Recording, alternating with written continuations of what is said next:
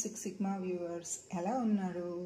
నేను సిక్స్ సిగ్మాని ఎందుకన్నాను అంటే మనము ఆఫీస్లో వర్క్ చేస్తాం కదా, అందుకని గబగబ పని చేసుకొని వెళ్ళిపోవాలి. మన పెద్దవాళ్ళు చేసినట్టు వంటలు చేయాలి అంటే కొద్దిగా కష్టమే.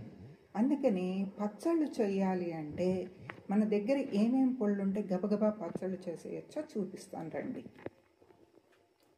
మెంతిపిండి, మనము కొద్దిగా మెంతిపిండి యాడ్ చేసుకోవాలి. ఏ పచ్చడైనా ఏ పొడైనా కొద్దిగా మెంతిపిండి మీద కొద్దిగా జీరా పొడి యాడ్ చేసుకోవాలి. తర్వాత ధనియా పొడి కొద్దిగా ఎక్కువగా పడుతుంది, మినప్పిండి కూడా కొద్దిగా ఎక్కువగా పడుతుంది.